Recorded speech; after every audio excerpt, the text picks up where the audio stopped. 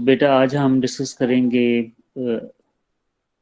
Analysis of heap chart और इसके अलावा हम उसकी एक जो प्रोसीजर है उसकी करेक्टनेस को भी देखेंगे। ठीक है, तो पहले वन बाय वन हम देखते हैं कि जो तीन प्रोसीजर्स हमने पढ़े थे तो उनका रनिंग टाइम क्या है हमारे पास। ठीक है, तो सबसे पहले हमने जो प्रोसीजर देखा था पिछली क्लासेस में वो मैक्स सिंपलीफाई का प्रोसीजर था। तो ये आप उसको देख सकते हैं, आपके सामने आपको नज़र भी आ रहा है। तो मैक्स सिंपलीफाई के प्रोसीजर में जस्ट एक दफ़ा आप उसको देख लें और कि क्या स्टेटमेंट्स थी इसमें। लेफ्ट एल को साइन किया जाता है, राइट आर को, फिर हम कंपैरिजन करते हैं और कंपैरिजन में ये जो भी बड़ा होता है वो रूट को साइन हो जाता है, पेरेंट को साइन हो जाता है। और अगर वाकई कोई नीचे से ऊपर आ रहा है तो फिर हम एक्सचेंज कर देते हैं और फिर क्या होता है कि हम इसको रिकर्सिवली कॉल कर देते हैं। ठीक है, तो ये हमारी मैक्स सीपी5 का प्रोसीजर था। तो अभी हम डिस्कस करते हैं इसका रनिंग टाइम। तो the running time of MaxCP5 on a subtree of size n rooted at a given node I is the theta 1 time to fix up the relation among the elements I, A of left I, A of right I, plus the time to run MaxCP5 on a subtree rooted at one of the children node I, assuming that the recursive call occurs। ठीक है, इसमें उसने इस एक line में दो बातें कर दी। एक तो उसने कहा कि जो रिलेशनशिप फिक्स करने का जो टाइम है ना वो कांस्टेंट टाइम है। ये जो इफ एल्स की स्टेटमेंट्स है ना ये कांस्टेंट टाइम है, इस पे कोई काउंट नहीं हो रहा कि इतनी दफ़ा चला इतनी दफ़ा चला, ये कांस्टेंट टाइम है, इसको थीटा वन से रिप्रेजेंट कर रहा है। और जो बाकी जो टाइम है ये जो रिकर्जन के थ्रू कॉल हो रही है इस फंक्शन को बार बार, तो उसके ऊपर जो है वो दूसरी बात उसने की है कि जो हमारे पास जो रिकर्जन के ऊपर जो बात हो रही है वो कॉल हमें लैदा से उसके अंदर जा रही है। अब वो क्वेश्चन है कि वो कितनी दफ़ा चलेगी, क्या होगा। तो अगर आप देखें कि इसमें उन्होंने मेंशन किया था चिल्ड्रन सब trees each have size at most 2n/3। The worst case occurs when the bottom level of tree is exactly half full, and therefore we can describe the running time of max CP5 by recursion tn less than equal to t2n/3 plus theta 1। ठीक है, तो अब ये question है 2n/3 जो है हमारे पास आ रहा है, तो ये कैसे आ रहा है। ठीक है, तो उसने यहाँ पे जो बात की है कि वर्स्ट केस में क्या हो सकता है कि हमारा जो ट्री है बाइनरी ट्री है वो हाफ फिल हो। ठीक है, तो ये हाफ फिल कैसे हो सकता है, तो फर्ज करें हम एक ड्रॉ कर लेते हैं एक ट्री। ठीक है, तो ये एक ट्री है हमारे पास। ठीक है,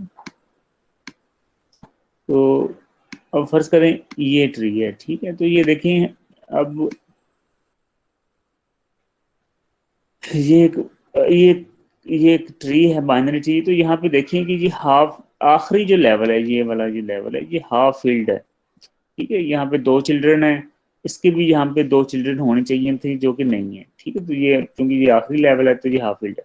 तो ये हमारा जो है कह रहे हैं कि हमारा वर्स्ट केस है। ठीक है जी,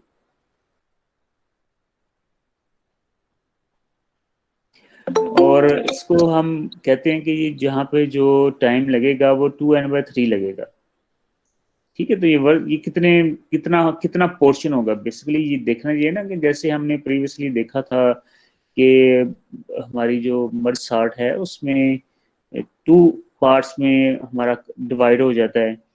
ठीक है जी, टू पार्ट्स में डिवाइड हो जाता है, हाफ एक तरफ चले जाते हैं हाफ एक तरफ चले जाते हैं। ठीक है जी, तो अब ये हमारे पास एक ट्री इस फॉर्म में है। तो इस फॉर्म में क्या होगा कि 2/3 जो है एन 2/3 का जो पोर्शन है वो हमारे पास एक साइड पे चला जाएगा और बाकी जो है वो एक साइड पे चला जाएगा। ठीक है जी, तो इसको आप ऐसे देखेंगे 3 to 5। अब इसमें टोटल नोड हमारे पास कितने हैं जी, 5 नोड हैं टोटल। ठीक है, तो इसमें अब देखेंगे अब ये जो पोर्शन है ना ये इसके ऊपर बेसिकली हम मूव करेंगे। ठीक है, क्योंकि यही सबसे लंबी बड़ी हाइट है। ठीक है, तो इसी को काउंट किया जाएगा। और ये जो पोर्शन है वो 2n/3 के ऊपर कंसिस्ट करता है, यानी कि अगर हम इसके 3 हिस्से करें, ठीक है जी, अगर हम इसके 3 हिस्से करेंगे तो 2 हिस्सों पे मुश्तमिल ये होगा, और बाकी जो एक हिस्सा ना ये लेफ्ट आउट होगा, ठीक है, जिसको हम इग्नोर करेंगे। आपको पता है कि जब हम मैक्स सीपीफाई रन करते हैं तो वो मूव करता है ऐसे, जैसे ना एक एक खास चेन में मूव करता है, वो पूरे ट्री को ऊपर काम नहीं करता। अगर आपको इसके वर्किंग का अच्छी तरह समझ चुके हैं तो मैक्स सीपी5 पूरे ट्री पे काम नहीं करता, वो एक नोड रोड जो नोड है उसको पकड़ता है, फिर उसको मैक्स सीपी5 करता है, और बिल्कुल फिर उसके नीचे जहाँ से उसने चेंज एक्सचेंज किया होता है वहां जाता है, और फिर उससे नीचे वहां जाता है, और बाकी सारी ट्री को इग्नोर कर देता है। तो उसका जो हमारे पास जिस जिस चीज पे वो फोकस कर रहा है पार्ट पे, वो 2n/3 है, ठीक है। तो इसका जो रिकर्जन हमारे पास बनी है वो Tn/3 प्लस θ1, ठीक है। तो ये इसकी हमने रिकर्जन निकाली है। तो अब क्वेश्चन है कि इसका क्या रनिंग टाइम होगा। तो अब ये तो बहुत इजी है आपके लिए, 3 मेथड हमने पढ़े हुए हैं। तो अगर आपने फौरन दस्ती निकालना हो तो आप मास्टर थ्योरम लगाएं इसके ऊपर, तो आपको पता चल जाएगा कि क्या रनिंग टाइम इस रिकर्जन का है, ठीक है। तो according to master theorem it is case 2, और इस केस 2 में हमारा जो रनिंग टाइम आ रहा है वो इस प्रोसीजर का वो आ रहा है big O of log n, ठीक है जी। एक्चुअली अब में ये सर, देख जी। सर मुझे ये बात नहीं समझ आ रही कि हम वर्स्ट केस हम कहते हैं जो जब सबसे ज्यादा टाइम लेता है, हाँ तो हम मास्टर थ्योरम में हम कह रहे हैं कि 2n/3 होगा, हाफ फुल होगा, तो तब वो सबसे ज्यादा टाइम लेगा। ऐसे ही ना चाहिए हाँ था कि जी, जब वो टोटली भरा होता तो तब वो सबसे ज्यादा टाइम लेता, हाँ जी लेफ्ट भी वो फुल होता राइट भी फुल होता। नहीं। सर कल तो यही कहती है ना कि जब दोनों साइड फुल होंगी, नहीं चाइल्ड नहीं चाइल्ड के लीफ होंगे, तो तब वो ज्यादा टाइम लेगा। नहीं नहीं, आप बिल्कुल गलत फुट पे हैं। मैंने आपको बताया है कि अब ये ट्री आपके सामने मैंने ड्रॉ किया है, इस पे देखें कि सबसे लंबा सफर कहाँ पड़ेगा आपको। इस नोड से इस नोड तक पड़ेगा ना। यहाँ से यहाँ आएंगे तो ये एक एक सिर्फ फासला है इसके अंदर, एक लेवल का डिफरेंस है, ठीक है। जी तो इसमें अगर आपने मूव करना है तो सबसे लंबी मूवमेंट आपकी कहाँ पे होगी, यहाँ से यहाँ पे होगी। तो ये वर्स्ट केस हुआ हमारा, ठीक है। तो यही है। तो अगर हम इस तरफ दूसरी तरफ जाते तो ये हम कहते हैं हम जल्दी से काम खत्म हो गया, करीब था, तो ये हमारा वर्स्ट केस नहीं था। तो हमने देखना है कि वर्स्ट केस में यही देखते हैं कि सबसे बुरा क्या हो सकता है। ये ट्री आपके सामने है, इसको मैक्स सीपीफाई करना है। तो मैक्स सीपीफाई के लिए सबसे बुरा क्या हो सकता है, तो वो किस साइड पे जाए तो उसको ज्यादा काम करना पड़ेगा, बताएं जरा। सर लेफ्ट वाली साइड पे। हाँ, तो फिर इसमें परेशानी वाली क्या बात है, यही क्योंकि परेशानी वाली बात तो नहीं है, बस मुझे ये नहीं समझ आ रही कि वो कह रहा है कि हाफ फुल जो है वो हाफ फुल पे ही वर्स्ट केस होगा। तो मुझे ये हाँ, समझ नहीं आ रही कि हाफ फुल पे ही क्यों होगा, हम जब मिनिमम होगा दोनों ना, साइड फुल होंगी। हाफ फुल मिनिमम वो है तो उस पर बस केस होगा ना आपका। तो इसमें इसमें मिनिमम बात पे यह है क्या कि होगा? ये इसमें बात यह है कि ये जो है ना, ये आपको फिर मैं अगेन कह रहा हूँ कि ये वर्किंग देखें ना इसकी, मैक्स सीपीफाई की वर्किंग क्या है, ठीक है। वो मैंने यही बात आपको पहले भी अभी बताई है थोड़ी देर पहले कि वो पूरे ट्री को नहीं सर्च करता, पूरे ट्री के ऊपर काम नहीं करता। मैक्स सीपीफाई जी एक दफा जब चलता है तो वो पूरे ट्री पे थोड़ी जाता है, वो तो अपने एक नोड को देखता है। फर्ज करें ये आपकी जो आपको नजर आ रही है ऊपर, ठीक है। जी तो अब ये जो नोड है, मैं इसके आपको केसेस 2-3 बता के बताता हूँ। तो फर्ज करें ये एक ट्री है, ठीक है। तो आप फर्ज करें कि वो जो सबसे बड़ी है ना, वो रकम यहाँ पे पड़े, सबसे बड़ा नंबर इधर पड़ा हुआ है। तो मैक्स जी सीपीफाई क्या करे, उसको इसके साथ एक्सचेंज कर देगा, और नीचे जी कोई इसका ट्री नहीं है, और दैट्स इट, मैक्स सीपीफाई एंड हो जाएगा, ठीक है, काम खत्म। सही हो गया। जी एक जी एक सिनेरियो ये है। और एक सिनेरियो ये है कि जो लार्जर अमाउंट है ना वो इधर इस साइड पे पड़ी हुई है, दूसरी साइड पे लेफ्ट साइड पे पड़ी हुई है, ठीक है। तो अब जब वो इसको उठा के ऊपर ले जाएगा, अब मैं दोबारा से इसको बना देता हूँ। अब वो जब इसको उठा के ऊपर ले जाएगा, इस वैल्यू को जब उठा के ऊपर ले जाएगा, तो जाहिर है अब रिकर्जन की वजह से अब इस नोड के ऊपर मैक्स सिम्प्लीफायर एग्जीक्यूट होगा। फिर वो दोनों में से किसी एक भी तरफ चला जाए तो इक्वल है, कोई फर्क नहीं पड़ेगा उसे, ठीक है। तो अब देखें यहाँ पे उसको दो कॉल्स जा रही हैं, उसको रिकर्जन की वजह से दो दफा काम करना पड़ा है, दो कॉल्स हो रही हैं, यहाँ पे एक है, तो फिर उसके लिए वर्स्ट केस कौन सा हुआ? लेफ्ट वाला। हाँ, तो यही तो इसमें बताया हुआ, ठीक है। लेफ्ट वाला ऐसे है कि हम लेफ्ट वाला इसलिए है कि राइट ऐसे नहीं हो सकता कि फिलिंग हमेशा लेफ्ट से शुरू होती है, ठीक है। जो फिलिंग नोड्स की है वो हमेशा लेफ्ट से शुरू होगी। आप ये भी पता नहीं सोच सकते हैं कि इधर राइट से क्यों नहीं कर रहे हैं हम, राइट का क्या कसूर है, तो इसलिए लेफ्ट को करना पड़ेगा कि जो सारी नोड्स हैं, ये जो निचला लेवल है वो हमेशा लेफ्ट से शुरू होगा, तो जितना अगर एक नोड आएगा तो वो लेफ्ट वाला ही एक होगा, ठीक है। फिर उससे आगे उस राइट की तरफ मूव करेंगे, राइट से हम मूव नहीं कर सकते लेफ्ट की तरफ, इसलिए ट्री हमेशा इसी फॉर्म में आपको नजर आएगा। अगर हाफ फिल्ड है या आखिरी लेवल कंप्लीट नहीं है तो हमेशा ट्री लेफ्ट से राइट की तरफ फिल होगा, जी। ठीक है। तो अब ये आपको इसका मिल गया रनिंग टाइम। अच्छा, एक एक तो ये हो गया बड़ा आसान। अब लेकिन कुछ केसेस में ये इजी नहीं होगा, तो हम इसको कह देते हैं बिग ओ ऑफ एच, यानी कि ये हमने कहा कि इसका जो अगर सारा ट्री है तो उसका तो ये होगा, उसका उसका जो रनिंग टाइम है, उसकी हाइट अगर है फुल जितने भी ट्री की होती है। लेकिन हमने बेटा देखा है कि जब हम काम करते हैं मैक्स हीप के ऊपर, तो हम जो है हमेशा पूरे जो हमारे मैक्स हीप है, ठीक है, वो हमेशा क्या करती है, वो हमेशा जब हमने सबसे लास्ट में आपने देखा था कि हीप सॉर्ट की एल्गोरिदम जो सबसे, तो उसमें हमने देखा था कि वो सारे ट्री के ऊपर काम नहीं करती, एक एक दफा जब चलती है तो वो पूरे ट्री के ऊपर काम नहीं करती, ठीक है। तो जैसे ये एल्गोरिदम है आपके सामने, ये जो ट्री आपके सामने है, तो आप देखें कि पहली दफा जब चली है ना, तो कौन से नोड से शुरू हुई? इस नोड से, ठीक है, ये आखिरी पेरेंट नोड है। तो मैक्स सिंप्लीफाई ये हमने पहले इसको मैक्स किया, ठीक है। तो अब ये पूरे पे नहीं चली, सिर्फ इस हिस्से पे चली। अगले आइट्रेशन में वो उसने इसको मैक्स किया, ठीक है। उससे अगली आइट्रेशन में उसने इसको मैक्स किया, उससे अगली आइट्रेशन में उसने इसको मैक्स किया, और सबसे आखिरी में उसने सारे को किया, फिर ऐसे ही है। आप देखें कि हर आइट्रेशन में उसने मुख्तलिफ काम किया है, ठीक है, हर आइट्रेशन में उसने मुख्तलिफ काम किया है। तो ये जो फिर इसकी हाइट होगी, जो काम जो इसको काम जितना इसने किया है उसको ओ ऑफ एच से रिप्रेजेंट कर देते हैं। इसका मतलब है कि इसका जो काम है, जो इसकी रनिंग टाइम है, वो डिपेंड करेगा इसकी हाइट के ऊपर कि ये इसने कितनी हाइट तक काम किया है, ठीक है। तो ये दो अब सिनेरियो है। अगर हम जेनेरिक बात करें और दूसरा हम इसको रिप्रेजेंट करें कि हमारे पास क्या है, हाइट की वजह से इसका काम मुख्तलिफ हो रहा है, ठीक है जी। तो इसको अभी हमें कोई पूछेगा कि what is the worst case of जो है वो मैक्स CP5, तो हम कहेंगे कि लॉग एन, बस बिगो लॉग हाँ एन। जी बिल्कुल। बिगो ऑफ एच कब कहेंगे हम? बिगो बिगो ऑफ एच आपने देखना है उसका क्या सिनेरियो बिल्ड हो रहा है, वो आगे आ रहा है, ठीक है। इसमें मैं आपको बताता हूँ कि क्या होगा, बिग एच क्यों क्यों ले रही है एच को, ठीक है।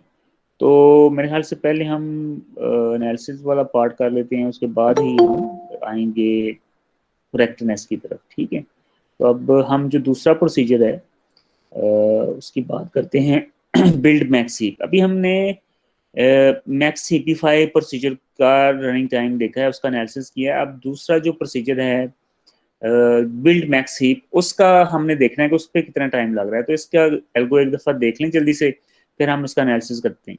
तो build max heap, heap size length को बराबर कर देते हैं, लेंथ बाय 2 डाउन टू 1 हम चलते हैं और मैक्स सीपीफाई को कॉल कर रहे हैं, ठीक है। तो ये कितनी कॉल्स हो रही हैं यहाँ पे अगर देखें तो कितनी, n बाय 2 कॉल्स बेसिकली यहाँ पे, ये लूप n बाय 2 दफ़ा चलेगा। यानी कि अगर हमारे पास टोटल जो लेंथ है वो 10 है, ट्री के नोड्स 10 हैं, तो जो ये जो लूप है ये 5 दफ़ा चलेगा n/2, और क्या करेगा, और मैक्स सीपीफाई को 5 दफ़ा कॉल करेगा, ठीक है। तो अब ये मैक्स सीपीफाई का ऊपर हमने रनिंग टाइम निकाल लिया है log n, ठीक है।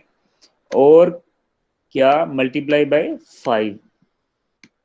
ऐसे ही ना कि ये हमने 5 दफा लूप 5 दफा चलाया और उसने इस प्रोसीजर को कॉल किया है, ठीक है। इसका इस पोर्शन का तो हमने ऊपर निकाल लिया टाइम, ठीक है। अब ये 5 दफा चला है, ठीक है। तो अब इसको हम देखते हैं कि इसको हमने कैसे कैटर करना है। यहाँ पे आप देखिए इसका,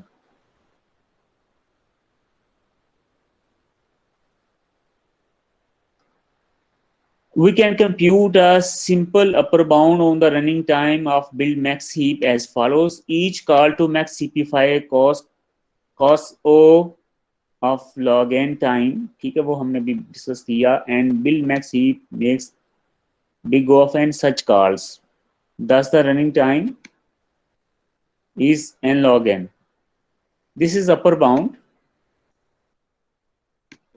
though correct is not asymptotically tight, ठीक है। तो ये अपर बाउंड है लेकिन ये टाइट बाउंड नहीं है, ठीक है। ये कह रहा है हमारे पास कि ये हमारे पास अपर बाउंड है लेकिन ये टाइट यहाँ बाउंड पे लिखा है नहीं कि है। ये बिग ऑफ लॉग एन है, थीटा ऑफ लॉग एन नहीं। हाँ, अब ये जो अपर बाउंड है ना, हाँ बिल्कुल, अब ये बिग ओ है ना, ये इतने कहते हैं, हम कहते तो हैं कि ये बिग ओ एक हमें पता चल जाता है कि वो कितनी दफा चलेगा, हम ये कहते हैं, ठीक है। लेकिन अगर देखा जाए तो बिग ओ जो है ना वो, अब मैंने पिछला आपको बताया, पहले भी बताया होगा कि जब हम बात करते हैं कि अपर बाउंड, तो अपर बाउंड जो है ना वो, जैसे आपकी एक छत है तो ये आपकी अपर बाउंड है, पहली एक फ्लोर पे है छत है, आपकी अपर बाउंड है। तो अगर करें, फर्ज करें एक बड़ा हॉल है, जैसे आपका एग्जाम हॉल यूनिवर्सिटी में है, तो उसकी छत तकरीबन डबल फ्लोर के बराबर है, यानी कि वैसे लगता है जैसे 2 मंजिला ऊंची छत है, ठीक है। तो वो भी आपकी अपर बाउंड ही है, लेकिन उसमें उसको इनकार नहीं कर सकते कि वो अपर बाउंड नहीं है, लेकिन वो उसके वो टाइट बाउंड नहीं हम कह सकते, ठीक है। तो हम अपर बाउंड तो है, लेकिन है कि उससे हमें सही अंदाजा नहीं होगा कि, या वो एक लिविंग स्टैंडर्ड नहीं होगा, तो इसलिए हम कहते हैं कि अपर बाउंड बाज का जो है। अब ये फर्ज करें आप एक गाड़ी लेते हैं तो 1000 सीसी की, ठीक है। तो आप कहते हैं कि जी उसकी अपर बाउंड जो है वो 3500 सीसी है, 3500 सीसी भी उसकी अपर बाउंड है, ठीक है। तो आप कहेंगे जी, अब जी मेरी पास गाड़ी जो ना 30, उसकी जो अपर बाउंड है ना वो 35 सीसी है, तो अब वो पता नहीं कहाँ से कहाँ तक है, वो 600 सीसी से लेकर 35, बहुत बड़ी रेंज है। तो उसको सही एनालाइज करना, उसका एनालिसिस करना, उसका सही गेस करना कि वो क्या है, मुश्किल हो जाता है इस सीन में, ठीक है जी। ऐसे ही सूरत हाल ये है यहाँ पे जो बात है कि हमारे पास जो इसका अगर हम सिंपल एनालिसिस करेंगे अपर बाउंड का, तो वो n log n आ रहा है, ठीक है जी। लेकिन अगर हम इसका टाइट एनालिसिस करें तो क्या होगा, तो ये टाइट एनालिसिस है ना, ये आपको इसका जो की पॉइंट है वो मैंने यहाँ पे आपको समझाया है।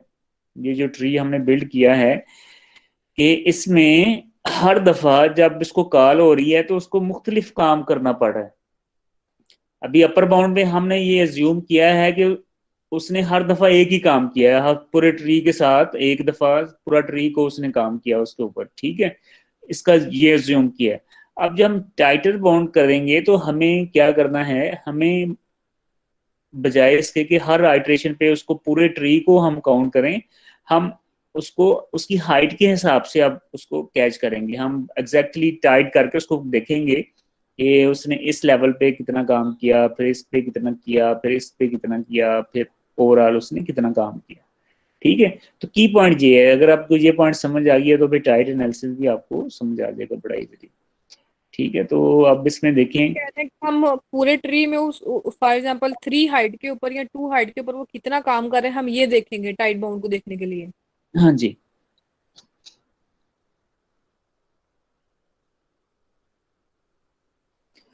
We can derive a tighter bound by observing that the time for max CP5 to run at a node varies with the height of the node in the tree, ठीक है। तो ये बात वही ऊपर जो हमने की है कि वो जो हाइट ऑफ ट्री चेंज हो रही है क्योंकि मैक्स CP5 हर नोड के लिए अलग-अलग काम कर रहे हैं, and the heights of the most nodes are small, तो ज्यादातर स्मॉल हैं क्योंकि आपने देखा कि आखिरी चक्कर में बस उसका पूरा ट्री के ऊपर उसने काम किया, बाकी छोटे छोटा काम वो कर रहा है।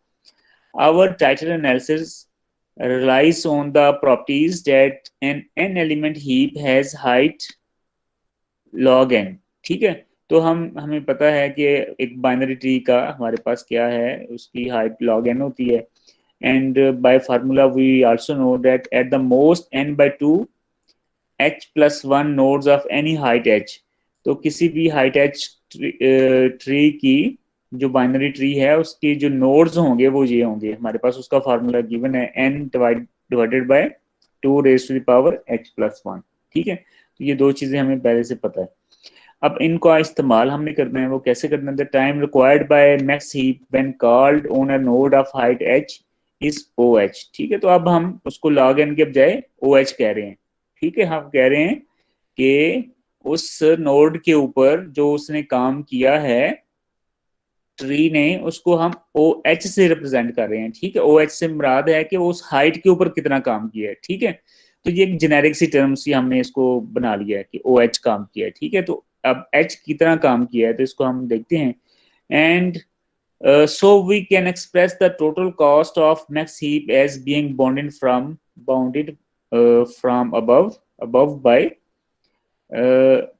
अब ये देखें कि हमने आमतौर पे क्या करते रहे हैं कि हमने ट्री की जब कॉस्ट निकालनी होती है ना एक्चुअली, तो हमें क्या करना होता है कि हमने देखना होता है कि हम नोड्स हैं और नोड्स को काउंट करना होता है। तो यहाँ पे ये सारे नोड्स हैं, ठीक है। यहाँ पे आप देखिए summation from h0 to log n, यानी कि उस ट्री के जितने भी नोड्स हैं उसकी हाइट 0 से लेके log n तक, log n उसकी हाइट है, ठीक है। उसके जो नोड्स हैं हर लेवल पे हमने काउंट कर किए हैं, जो फार्मूला हमारे पास है given n/2 raise to the power h+1, ठीक है जी। और ये जो आगे आपके सामने आ रहा है उसका रनिंग टाइम है O ऑफ h।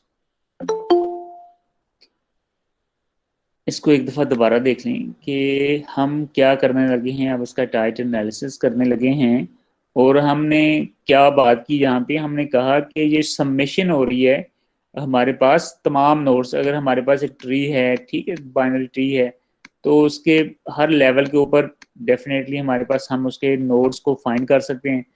तो अब एक लेवल ये है, एक लेवल ये है, एक लेवल ये है, ठीक है। तो यहाँ पे कुछ नोड्स हैं, यहाँ पे कुछ नोड्स हैं, यहाँ पे कुछ नोड्स हैं, ठीक है। तो अब ये तो सिंपल है तो इसलिए मैंने 1 2 4 लिख दिया। लेकिन अगर हम हमारे पास जो हाइट है पूरे ट्री की वो log n है, ठीक है। तो हम क्या करेंगे कि हम log n हाइट लेंगे और प्लस इसको मल्टीप्लाई किसके साथ करेंगे, उसके जी जो हर लेवल के ऊपर जो हमारे पास इसके नोड्स हैं, ठीक है। तो ऐड सॉरी मल्टीप्लाइंग करके ऐड करेंगे 1 + 2 + 4, ठीक है। तो फिर ही पता चलेगा ना कि कितने नोड हैं। हाँ, इस लेवल 1 पे 1 नोड है, लेवल 2 पे 2 नोड हैं, लेवल 3 पे 4 नोड हैं, ठीक है। तो टोटल कितने नोड हैं तो हम सबको ऐड करेंगे 1 + 2 + 4, ठीक है। तो हमारे पास हम कहते हैं कि टोटल 7 नोड्स हैं, ठीक है। इसी चीज को हमने समेशन की फॉर्म में लिखा है कि हाइट 0 से लेकर log n कि कितने लेवल हैं और हर लेवल पे कितने नोड्स हैं, ठीक है। उनको सबको ऐड हमने कर लिया, ठीक है।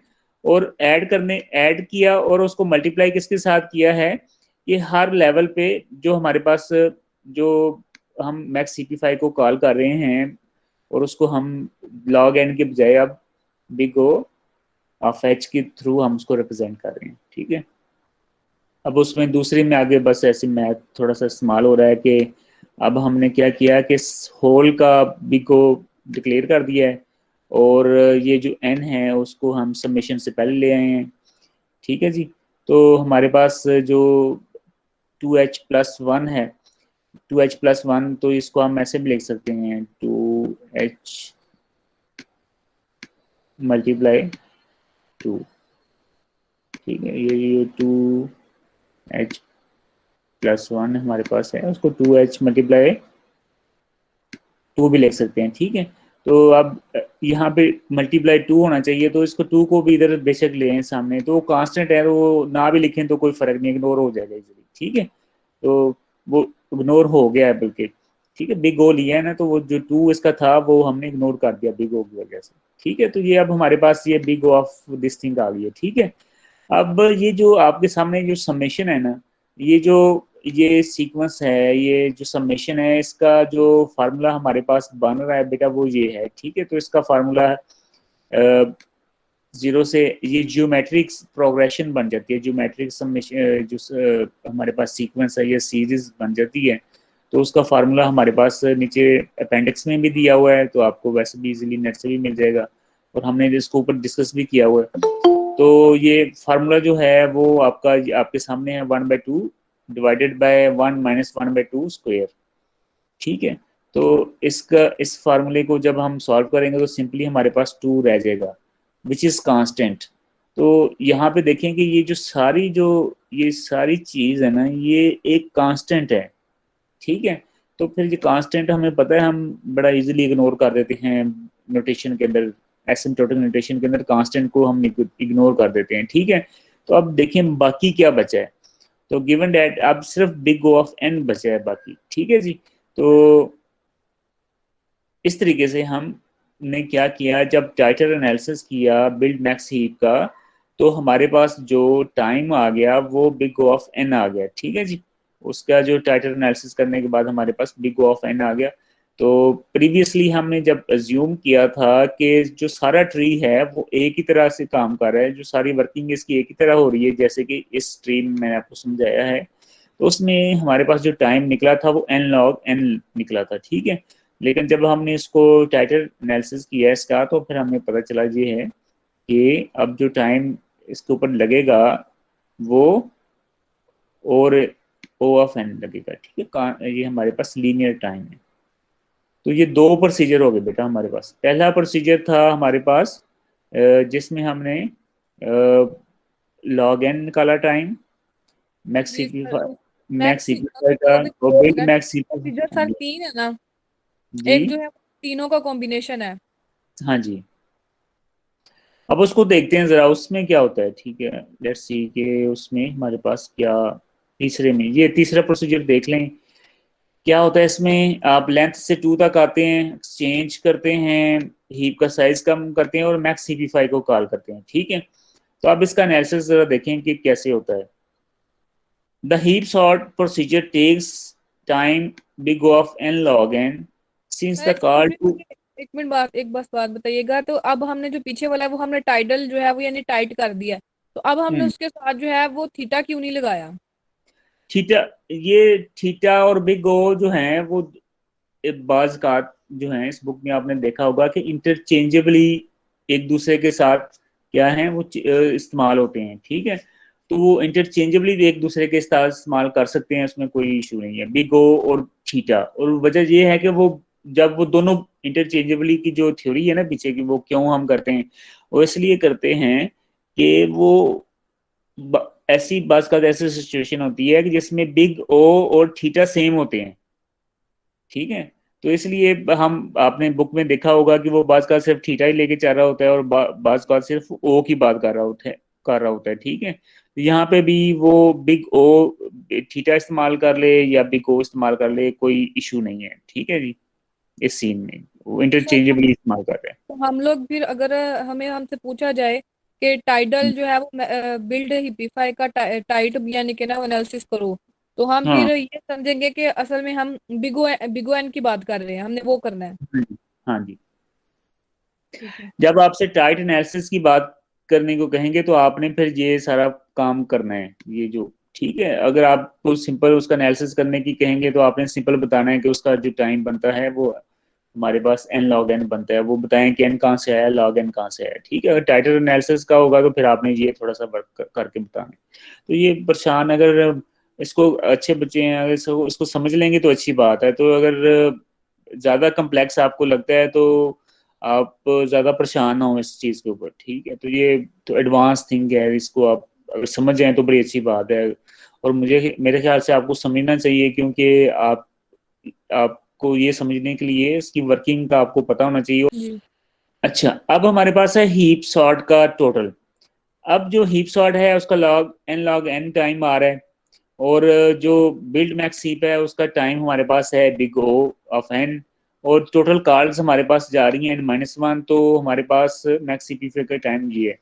तो आप देखें कि ये क्या इसने कहा हुआ है, जी जी बिल्ड मैक्स हीप है ना, इसका टाइम है बिग O ऑफ n, ठीक है। और ये जो लूप और मैक्स सीपीफाई का जो टाइम है ना वो है बिग ओ लॉग n, ठीक है। और हमें पहले पता है कि ये जो मैक्स सीपीफाई का जो टाइम है ना वो लॉग n, ठीक है। तो आप मुझे बताएं कि इसमें ये दो टर्म्स आ गई तो इसमें बड़ी कौन सी है? सर n log n बड़ी है। हाँ, तो इसका जो फाइनल हम टाइम लेंगे वो n log n लेंगे, ठीक है। ये हीप हमारा सॉर्ट का फिर n log n होता है। हाँ हीप सॉर्ट का। तो इसमें जो लोअर ऑर्डर टर्म्स हैं, ये जो लोअर ऑर्डर टर्म है इसको इग्नोर कर देंगे, कांस्टेंट को भी हम इग्नोर कर देते हैं। तो इस हीप सॉर्ट का जो टोटल रनिंग टाइम है वो n log n है,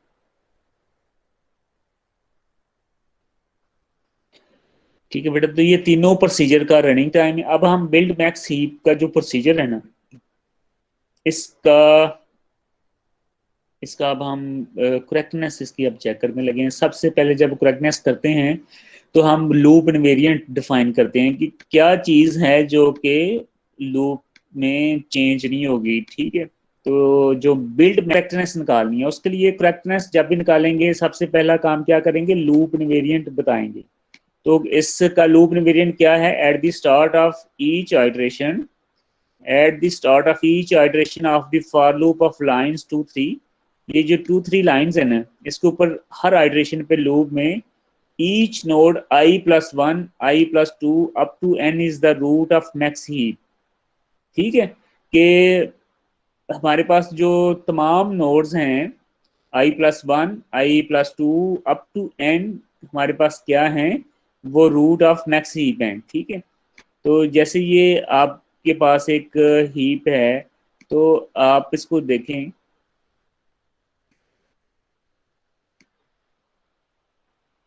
ठीक है। इसको मैं फर्ज करें इसको कर देता हूँ।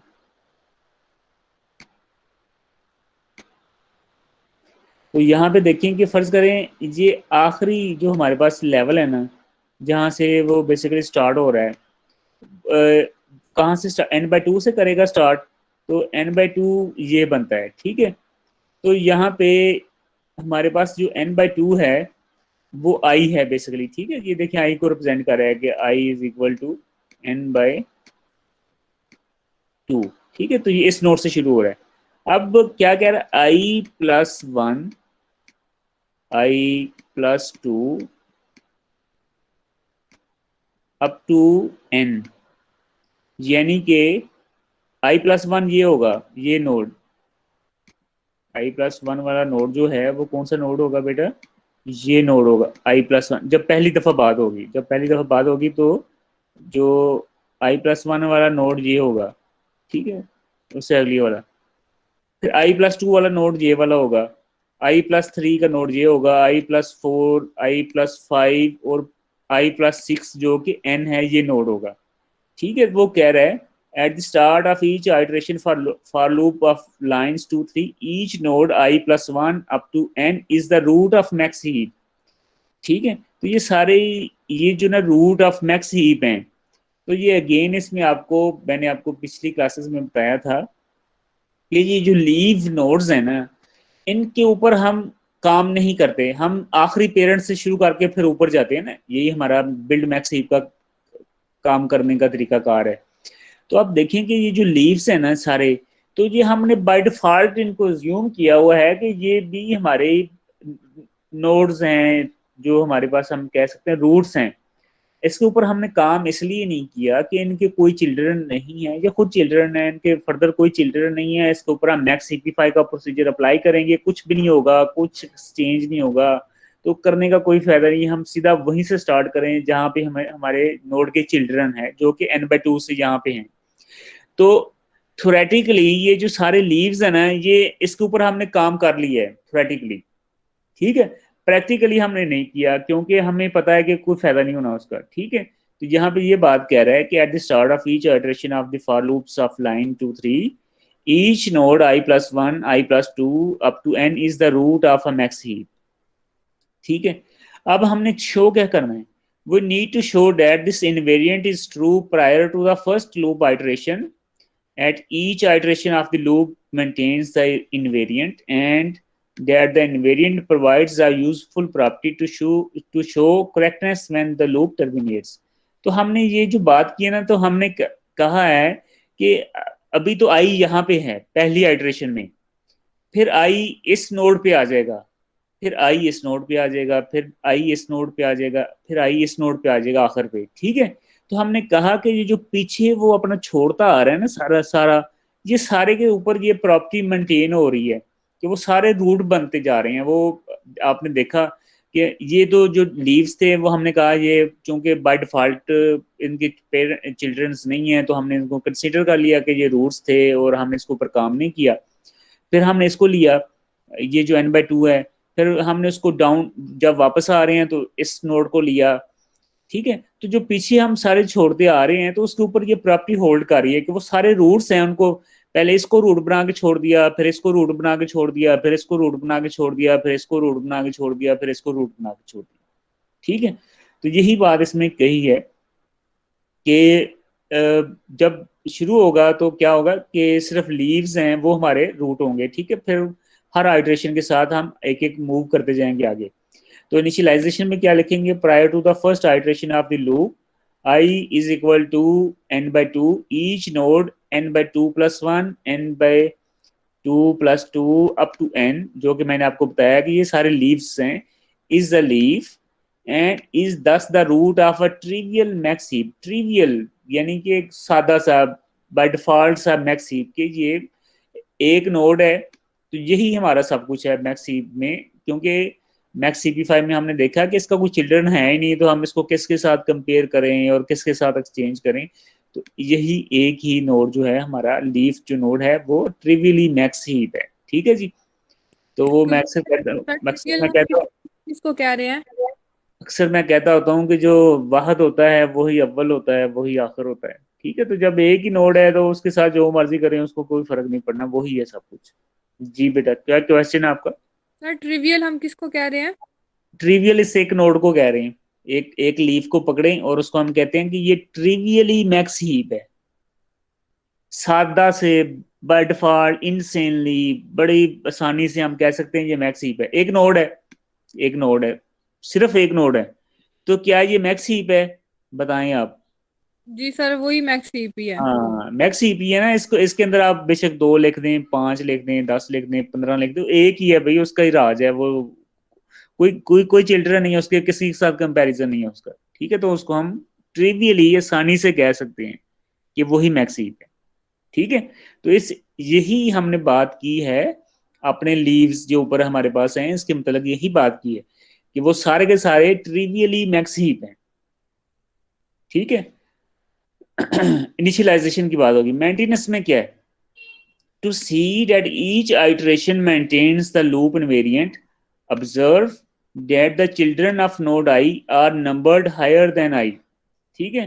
तो कह रहा है कि जो चिल्ड्रन के जो नोड आई है उसके जो चिल्ड्रन हैं वो अपने पेरेंट्स से नंबर हायर हैं by the loop invariant, therefore they are both roots of max heaps, ठीक है। तो वो कह रहे हैं कि दोनों की दोनों, इसका मतलब है मैक्स हीप की रूट्स हैं। तो जैसे ये अब ये जो n/2 वाला ये दरमियान दरमियान वाला नोड है, तो हम ये इसको हमने अगर अभी रूट लिया है तो बाय डिफॉल्ट इसके जो दोनों लीव्स हैं वो रूट हैं। वो हमने अभी डिस्कस किया है कि जो लीफ नोड्स हैं वो ट्रिवियली मैक्स हीप हैं, ठीक है जी। तो वो कह रहे हैं कि ये जो जब हम एक रूट की बात करेंगे तो उसके जो बच्चे हैं, उसके जो चिल्ड्रन हैं, वो बाय डिफॉल्ट ही वो भी मैक्स हीप होंगे। This is precisely the condition required for the call max heapify AI to make node I a max heap root. Moreover, the max heapify call preserves the property that nodes I plus 1, I plus 2 up to n are all roots of max heaps. Decrementing I in the for loop updates reestablishes the loop invariant for the next iteration, ठीक है। तो जैसे जैसे हम ऊपर move करते जा रहे हैं, पहले इस नोड पे हैं, फिर इस पे आएंगे, फिर इस पे आएंगे, फिर इस पे आएंगे, तो पीछे सबको हम रूट बनाते आ रहे हैं। तो इसलिए ये प्रॉपर्टी मेंटेन हो रही है, किसी को मिस नहीं कर रहे, कोई ये नहीं कहता कि मुझे चावल नहीं मिले, सबको मिले हैं यहाँ पे, ठीक है। सर अच्छा इसमें जी। हमने पहली लाइन में ये बात किया है कि we observe that sir maintenance में कि चिल्ड्रन हाँ। Of node I are numbered higher than I, यानी हम नंबरिंग में बता रहे हैं कि फॉर एग्जांपल रूट हम्म। जो है वो 1 पे है तो नीचे उसके चिल्ड्रन तो 2 होंगे ना, लाजमी तौर पे 2 होंगे, अब ये या जो फिर ये 2 नहीं हो अच्छा ये सकता, एक हो अच्छा सकता है। सुने, ये जो नोड है ये वाला, तो इस पे इसका क्या नंबर है, आई है, इसको हम आई कह रहे हैं ना, n/2, I is equal to n/2। यहाँ पे हमने जब स्टार्ट किया तो कहा कि आई को हमने साइन कर दिया लेंथ/2, तो लेंथ/2 यहाँ पे ये नोड है, ठीक है। I is G equal to n/2, यही है ना। तो इससे जो जी अगला है, इससे अगला अगले वाला जो नोड है इस तरफ राइट साइड पे, वो है i+1, यानी कि आई से एक बड़ा। उससे अगले वाला नोड है i+2, यानी कि आई से दो बड़े। फिर अगले लेवल पे आ जाएं, ये जो नोड है ये i+3 है, ये i+4 है, ये i+5 है, ये i+6 है। तो अब ये ये नोड आई है और ये i+5 है, i+6 है। इसका मतलब है कि चिल्ड्रन पे जो नंबरिंग है वो बड़ी है और पेरेंट पे छोटी है। तो यही बात उसने यहाँ पे की है। ठीक है। ठीक है। अब है टर्मिनेशन की, at termination I is equal to zero. ये जब जब हम रूट पे पहुंच जाएंगे तो यहाँ पे आई जीरो हो जाएगा, ठीक है। तो at termination I zero by the loop invariant each node 1 2 3 up to n is the root of max heap in particular node 1 is, ठीक है जी। तो हमने जब यहाँ पे पहुंचे हैं, इस नोड पे पहुंचे हैं, तो हमने आके बड़ा फख्र से बता दिया भाई हमने जितने भी नोड्स थे सबको मैक्स हीप, उसको हमने मैक्स किया, ठीक है जी। वो सारे के सारे रूट बने, सबको चांस मिला, ठीक है जी। सबको हमने मैक्स हीप का रूट का चांस दिया, ठीक है। दिया ना, दिया कि नहीं दिया। जो ये जी जो सर। लीव्स थे उसका हमने कहा वो ट्रिवियली मैक्स हीप है, ट्रिवियली उसको कुछ करने की जरूरत ही नहीं है हमें, वो एक एक नोड है वो मैक्स हीप ही है। फिर हमने इस नोड को पकड़ा, इसको मैक्स किया, फिर इसको पकड़ा, इसको रूट बना के मैक्स किया, फिर इसको पकड़ के इसको रूट बना के मैक्स किया, फिर इसको पकड़ के इसको रूट बना के मैक्स किया, फिर लास्टली हमने इस नोड को पकड़ के इसको मैक्स किया, ठीक है। तो इसका मतलब है कि हमने सारे नोड्स को मैक्स सीपीफाई किया, ठीक है। तो यही बात हमने एंड पे की कि कोई रह नहीं गया। ये हमारी एल्गोरिदम में कोई जोल नहीं था, कोई प्रॉब्लम नहीं थी कि हमने किसी को मिस कर दिया हो। हमने सबको सबके साथ ये किया, सबको मैक्स सीपीफाई किया, ठीक है। तो ये इसकी टर्मिनेशन। तो बेटा सर ये हम ये है। कह रहे हैं टर्मिनेशन में कि टर्मिनेट होने से पहले हमने मैक्स टीपीफाई सब जो है वो नोट्स को कर चुके हैं, उसके बाद हाँ। ही टर्मिनेट हुए हैं, हम ये कह रहे हाँ हैं। बिल्कुल। ठीक है बेटा, तो ये हमारे पास correctness of the max build max heap है। तो आज हमने 3 प्रोसीजर का एनालिसिस किया है, और बिल्ड मैक्स हीप की जो सर ये जो हमने प्रोसीजर है। तीनों कंडीशन पढ़ी है यही हमारी लूप इनवेरिएंट है। कौन सी पढ़ी है।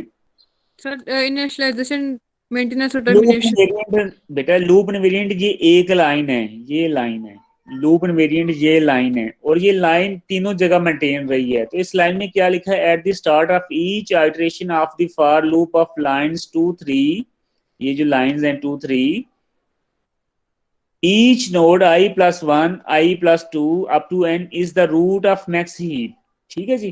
तो जैसे जैसे ये i चेंज होता रहेगा, आई n/2 था, फिर उसमें जाहिर है जी डाउन टू 1 आ रहा है ना, तो फिर एक कम होगा, फिर एक कम होगा, फिर एक और कम होगा, फिर 3, फिर 2, फिर 1 तक आएगा, ऐसे ही है। तो ये इसमें कहा जा रहा है कि जब हम इस लूप जब वापस 1 तक आ रहा है, तो ये क्या करता आ रहा है, तमाम जो है नोड्स को रूट बना के उसको मैक्स सिंप्लीफाई करता आ रहा है, ये प्रॉपर्टी है। और हमने यही इसको चेक किया है कि क्या वाकई ऐसा करता है। तो जब हमने ये काम, ये लूप स्टार्ट हुआ, तो हमने देखा कि ये सारी जो हमारी लूप वेरिएंट है वो होल्ड कर रही है या नहीं, इस सारी डिस्कशन के अंदर, ठीक है। फिर जब मेंटेनेंस थी तो हमने कहा कि जो हमारा जो लूप वेरिएंट हमने ऊपर डिस्कस किया है, क्या जब लूप चल रहा था आइट्रेशंस में था, तो तब भी क्या हमारी ये जो लूप वेरिएंट पूरा हो रहा था कि नहीं, ये हमने डिस्कस किया। और आखिर में हमने कहा कि जब हमारा टर्मिनेट कर गया प्रोसीजर, तो क्या उस वक्त भी ये जो लूप वेरिएंट हमने यहाँ पे जो डिस्क्राइब किया है ये पूरा हो रहा है या नहीं हो रहा, ठीक है। तो आपको अगेन मैं बार बार बच्चों को समझा रहा हूँ कि बच्चे बड़ी गलती करते हैं।